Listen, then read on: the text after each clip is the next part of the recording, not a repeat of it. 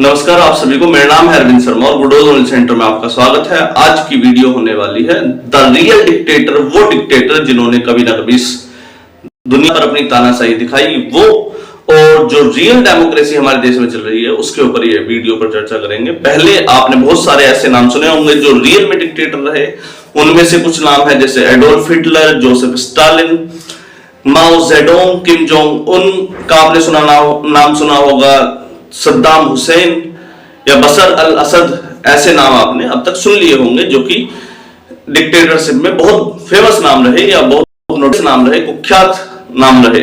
इन्होंने अपने समय पर बहुत अच्छा खासी संख्या में लोगों को मरवाया।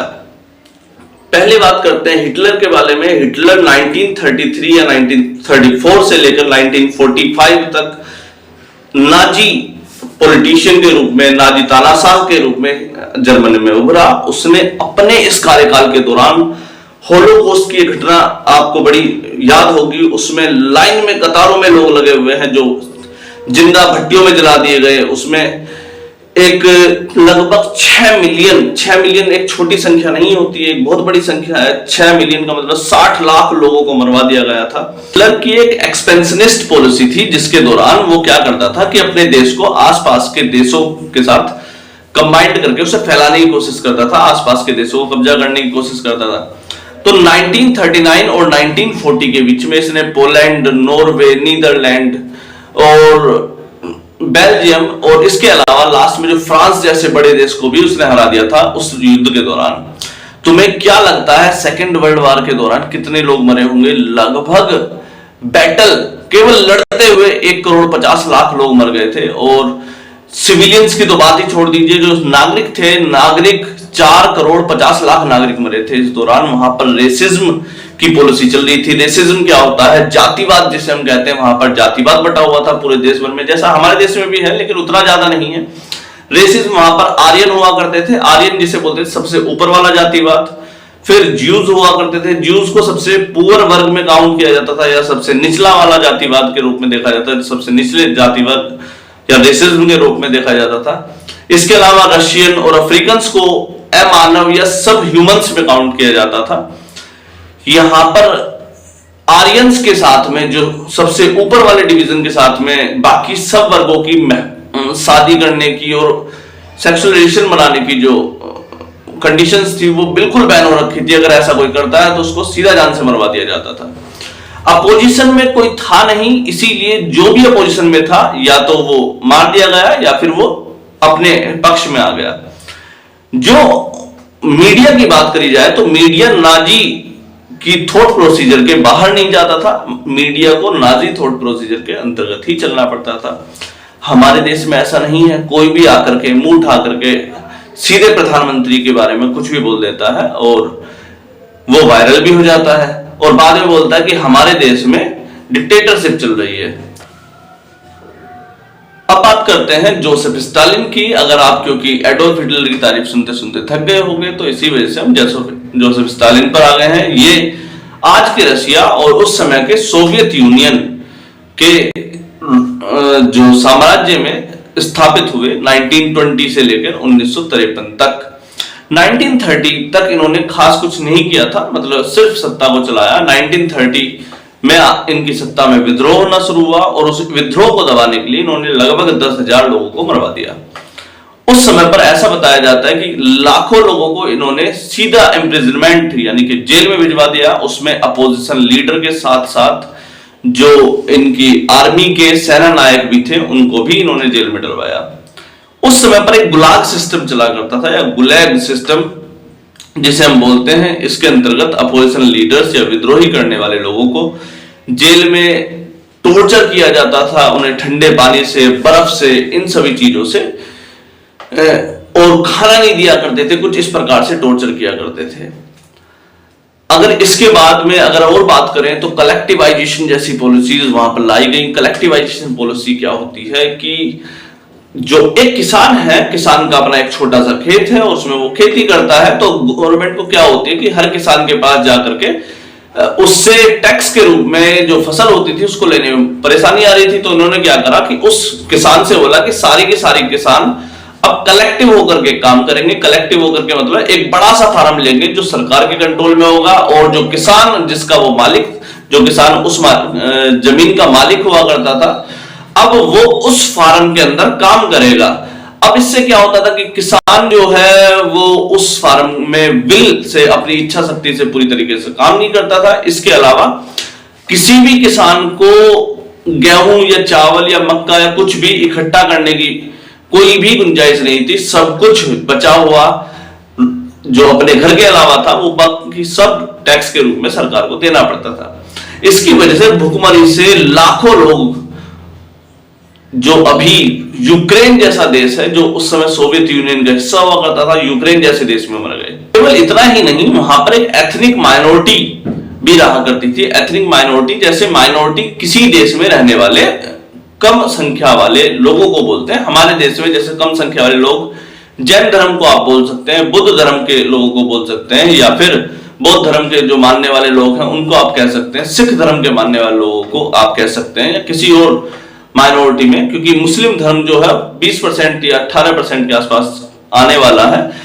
रीजन वाइज वो माइनॉरिटी में नहीं है मोस्टली केसेस में। अगर कंट्री वाइज देखा जाए तो माइनॉरिटी में है, लेकिन रीजन वाइज कुछ जगहों पर वो माइनॉरिटी में है, लेकिन मोस्टली जगहों पर वो मेजोरिटी में जहां पर भी रह रहा है। अगर हम इस चीज को देखें कि माइनॉरिटी उस समय पर थी, वहां पर एथनिक माइनॉरिटी को वहां के सरकार जो जोसेफ स्टालिन की है, उसने ऐसा लग रहा था कि वर्ल्ड वार 2 के दौरान वो किसी दूसरे देश का हमारे विद्रोह में साथ दे देंगे। इसी वजह से उन्होंने एथनिक माइनॉरिटी को देश से बाहर निकालने का ऑर्डर दे दिया था। बाहर निकल जाने का आदेश, ये बहुत बड़ा आदेश होता है, यानी कि अपनी जगह को जहां आप रह रहे हो निकल करके दूसरे देश में चले जाना। इस आदेश से हजारों लोग जो वहां से निकल करके दूसरी जगह पर जा रहे थे, वे सब बीमारी से और भुखमरी से मरे। जोसेफ स्टालिन के बारे में जानकारी लेते वक्त हमें इससे पता चला कि वहां पर उस समय पर जो किसान थे, पीजेंट थे, वो उनसे परेशान थे, जो विपक्षी दल है वो उनसे परेशान है। इसके अलावा जो उनकी माइनॉरिटी है उस देश की, वो उससे परेशान हो चुकी है, और उन्होंने उन सब लोगों को ऐसे परेशान नहीं करा है, उन लोगों को मरवाया है, या एक बड़ी संख्या में लाखों लोगों को जेल में डलवाया है। अब चलते हैं नेक्स्ट तानाशाह की तरफ, नेक्स्ट डिक्टेटर की तरफ। तो अब बात करते हैं माओ जेडोंग के ऊपर, जो 1949 से लेके 1976 तक चाइना की सरकार में रहे, सत्ता में रहे। वो वहां पर एक तानाशाह के रूप में ही रहे। शुरुआत कुछ इस प्रकार से है कि उन्होंने, क्योंकि उस समय गरीबी थी चाइना में भी और हमारे देश में भी वैसे गरीबी थी उस समय पर, तो उन्होंने एक नीति अपनाई, कलेक्टिवाइजेशन पॉलिसी जिसे बोलते हैं, जो अभी अभी आपने स्टालिन के केस में भी देखा। कलेक्टिवाइजेशन पॉलिसी क्या थी कि खाने को इकट्ठा कर लिया जाए, फूड इकट्ठा कर लिया जाए, ताकि इमरजेंसी केस में हमारे पास फूड रहे। उन्होंने पूरे स्टेट का, यानी कि पूरी कंट्री का खाना, जो फूड था, वो रिसोर्स को बड़ी मात्रा में इकट्ठा करवा लिया, जिसकी वजह से पूरे शहर में हो गई या क्षेत्र में पूरे में शॉर्टेज हो गई खाने की। और तुम्हें क्या लगता है कितनी छोटी संख्या में, कितनी बड़ी संख्या में लोग मरे होंगे? उस समय पर आंकड़ा बाहर नहीं आता, चाइना जैसे देश से तो बाहर निकलता ही नहीं है। तो लगभग बताते हैं कि 1.5 करोड़ से लेकर 4.5 करोड़ लोगों तक वहां तक मरे हैं। इसके अलावा बात करी जाए तो वहां पर इंडस्ट्रियलाइजेशन पॉलिसी थी, जबरदस्ती लोगों को लेबर बनाया जा रहा था। जैसे आप चाहते हैं कि मैं पढ़ना चाहता हूं, नहीं, लेबर बनेगा। तो वहां पर एक पॉलिसी थी कि लेबर जो थी उसको जबरदस्ती लेबर बनाया जाता था। एक ये पॉलिसी वहां पर निकल करके आई। इसके अलावा कल्चरल रिवॉल्यूशन निकल करके आया। बताते हैं कल्चरल रिवॉल्यूशन के नाम पर वहां पर उन्होंने मंदिर, मस्जिद, चर्च और मोनेस्ट्री जो थी वो सब कुछ तोड़वा दिए।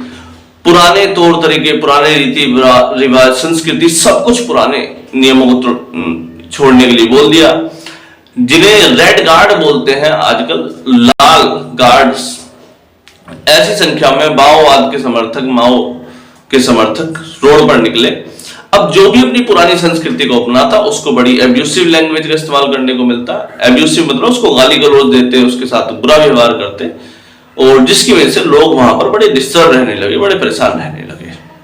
तो एक एंटी राइट पॉलिसी वहां पर लेके आई गई, जिसके अंतर्गत जो भी पूरे स्टेट में माओवाद के समर्थन में नहीं थे या माओ की जो पॉलिसी थी उनके समर्थन में नहीं थे, ऐसे लोगों को लगभग 5.5 लाख से ज्यादा लोगों को या तो जेल में डाला गया या फिर उनसे जबरदस्ती इम्प्रिजनमेंट के अलावा जो लेबर था उसका काम करवाया गया।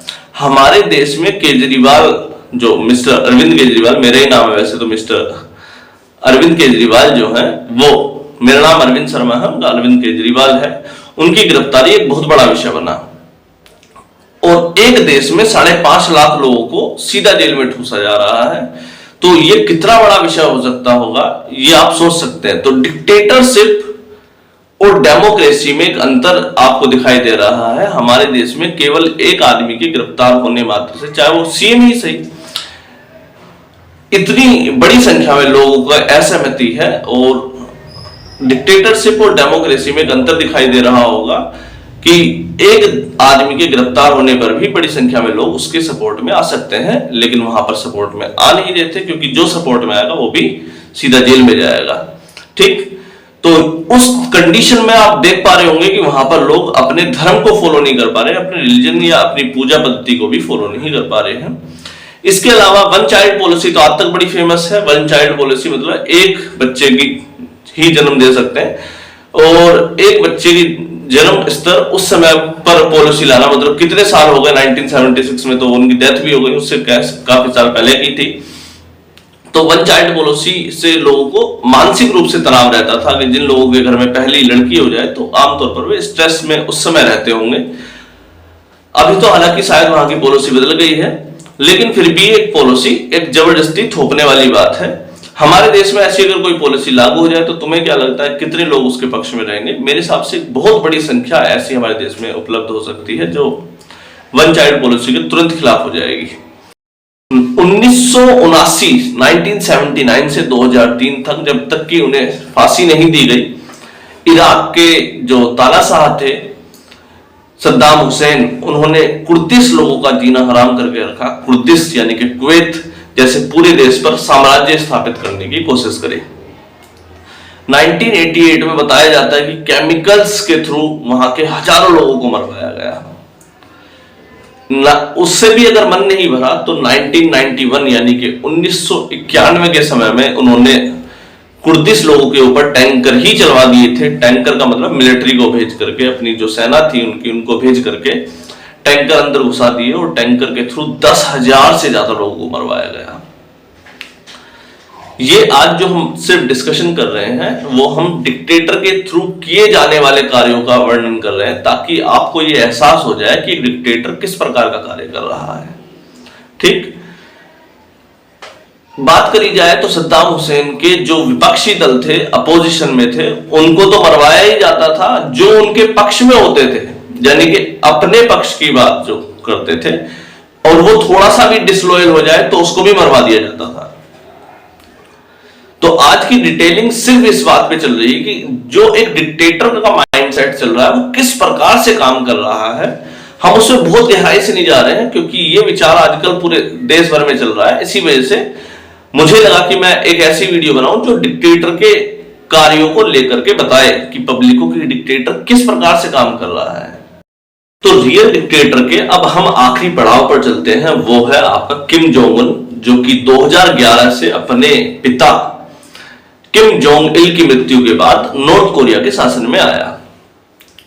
अभी तक उनकी तरफ से मास या बड़ी संख्या में लोगों को मारे जाने की वैसे खबर तो नहीं दिखाई देती, लेकिन वो किसी भी बड़े से बड़े ऑफिशियल को अनऑथराइज तरीके से कहीं पर भी अरेस्ट कर लेते, ये बात सामने आ जाती है। अपने खुद के ही अंकल को ये बताया जाता है, 2013 की घटना है, 2013 में उन्होंने अपने ही अंकल को कुत्तों से कटवा के मरवा दिया, ऐसा बताया जाता है। कोविड-19 के दौरान उस देश से एक रिपोर्ट बाहर नहीं आई, एक रिपोर्ट बाहर नहीं आई, तो कितनी बड़ी बात थी।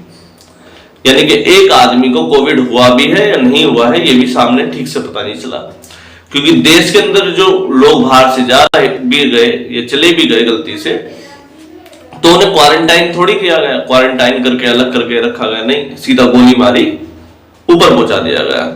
ठीक, पूरी कंट्री में इकोनॉमिक स्लोडाउन चल रहा है और वो आदमी इकोनॉमिक स्लोडाउन पे ध्यान ना देकर के केवल मिलिट्री और या अपनी आर्मी की पावर को बढ़ाने पे लगा पड़ा है।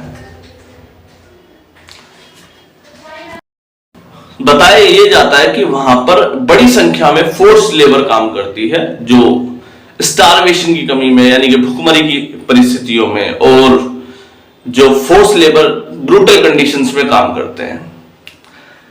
अनवांटेडली या आस पड़ोस की देश की असहमति के बिना भी वो आदमी मिसाइल टेस्ट करता है जो कि पड़ोसी देश के आसपास में जाके करता है। ठीक, उससे क्या होता है कि आसपास के देशों में असहमति बनती है और जिससे लड़ाई का माहौल हर बार तैयार हो जाता है। क्योंकि ये आदमी जीवित है तो आपको ये खबर आमतौर पर न्यूज चैनल्स पर देखने को मिल जाती है। ठीक, अब बात करते हैं अपने देश की गवर्नमेंट की। अब तक हमने दूसरे देशों की सभी चर्चाएं करी, अब अपने देश की बात करते हैं जिसको मिस्टर ध्रुव राठी जी ने डिक्टेटरशिप घोषित करने की कोशिश करी है। अब हम बात करते हैं अपनी डेमोक्रेटिक वाली गवर्नमेंट की।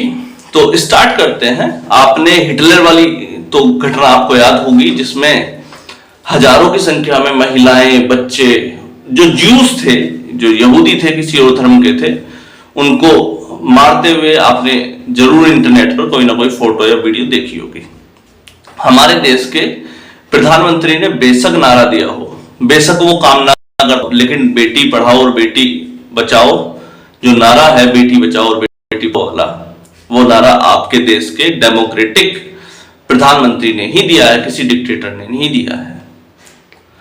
आपको सद्दाम हुसैन वाला वो वाला सिनेरियो याद होगा जब उन्होंने कुवैत के ऊपर टैंक चढ़वा दिया और हजारों लोग मरवा दिए। हमारे देश के प्रधानमंत्री ने प्रधानमंत्री आवास योजना के अंतर्गत, आपको पता ना हो तो हजारों लोगों के घरों पर छत चढ़वाई है। उनके घरों के सामने नेम प्लेट लगवाने की आवश्यकता नहीं थी, पर लगवाई है ताकि आप जैसे लोग उन पे आरोप ना लगा सके कुछ काम नहीं हुआ है। जिसके घर पर वो छत पड़ी होगी उसको इस बात का एहसास होगा कि प्रधानमंत्री ने उसके लिए क्या किया है। ठीक, तो आप एक डिक्टेटर से कंपेयर कर रहे थे तो इसीलिए मुझे लगा कि हम आज कंपैरिजन जरूर करेंगे। ठीक, नेक्स्ट बात करते हैं दीनदयाल उपाध्याय योजना। आमतौर पर ये एक रोजगार योजना है आपकी नो जॉब वाली पॉलिसी के अंतर्गत।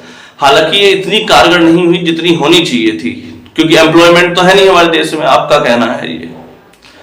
लेकिन ऐसे भाषण देना भी तो आना चाहिए, वो एक डिक्टेटर नहीं दे सकता, वो तो एक डेमोक्रेटिक देश का प्रधानमंत्री ही दे सकता है। मिड डे मील की योजना पिछली सरकार केंद्र सरकार में रही, आपको याद होगी कौन सी, ये केंद्र कांग्रेस की सरकार में भी थी। लेकिन उस समय में और आज के समय में एक अंतर आ गया है कि अब पॉपुलेशन बढ़ गई है। मिड डे मील की उसी योजना को परमानेंट लागू रखना कितनी बड़ी बात है, बहुत बड़ी बात है। आपने कलेक्टिवाइजेशन की प्रॉपर्टी या पॉलिसी पढ़ ली होगी स्टर्लिन की आज, जिसके अंतर्गत खाने को बचा करके हजारों लोग मर गए थे। ये माओ के में भी हुआ और आई थिंक स्टर्लिन के समय में भी हुआ। दोनों डिक्टेटर ने खाने को बचाने की वजह से हजारों लाखों लोगों को मरवा दिया। तो मिड डे मील जैसी योजना जो चल रही है, क्या वो एक डिक्टेटर कर सकता है या एक डेमोक्रेटिक कंट्री का प्राइम मिनिस्टर वो कैसे कर सकता है?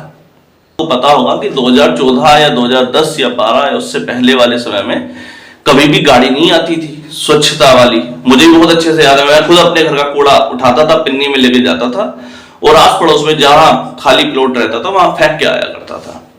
शायद आपने भी ये करा होगा, मुझे कंफर्म पता है आपने जरूर करा होगा ये कभी ना कभी।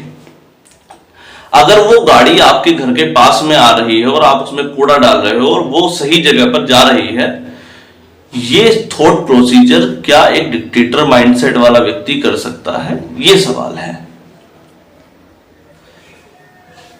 किम जोंग उन ने अपने साम्राज्य में कोविड-19 के दौरान एक आदमी का डेटा बाहर नहीं निकला। हमारे देश में ऐसे हजारों लाखों लोग थे जिनको, मतलब पूरी कंट्री को ही, कुछ को छोड़ करके जिन्होंने खुद वैक्सीन नहीं लगवाई, पूरे देश में वैक्सीन लगी थी और वो भी free of cost. I think आपने भी वो वैक्सीन जरूर लगवाई होगी। शायद आपने उस समय शुक्रिया ना कहा हो सकता है आपने प्राइवेट लगवा ली हो, पैसे दे करके लगवा ली हो, लेकिन हजारों लाखों या करोड़ों लोगों को लगी थी, पूरी कंट्री को फ्री ऑफ कॉस्ट वैक्सीन लगी थी।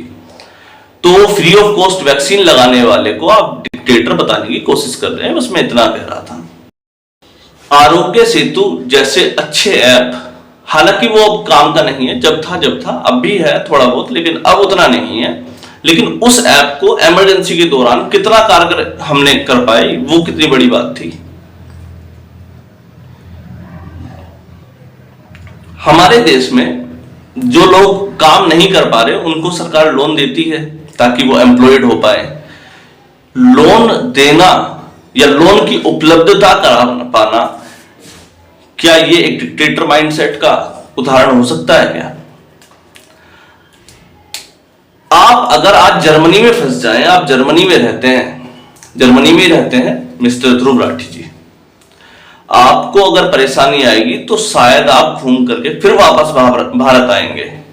हमारी इस गवर्नमेंट ने, मुझे लगता है, हजारों लाखों लोगों को बाहर निकाला है, रशियन यूक्रेन वार में बाहर निकाला है। जिन लोगों को बाहर निकाला गया है उन लोगों को उस फंसी हुई कंडीशन में से बाहर निकालने का काम हमारी गवर्नमेंट ने करा है। और अगर आप फंसेंगे तो आपको भी हमारी ही गवर्नमेंट, जो कि रनिंग गवर्नमेंट है, वो निकाल लेगी। मुझे ऐसा भरोसा है, हमारे देश को ऐसा भरोसा है। तो आप एक अनवांटेड या अनविलिंग रूप से, जो हमारे देश के जो कम पढ़ा लिखा समाज है या फिर भोला समाज है जिसे बोल सकते हैं, जो शांत है, उतना तेज बुद्धि का नहीं है, उसको अपने मस्तिष्क से घुमाने का प्रयास नहीं कर सकते। चलिए आज के लिए इतना ही, नमस्कार।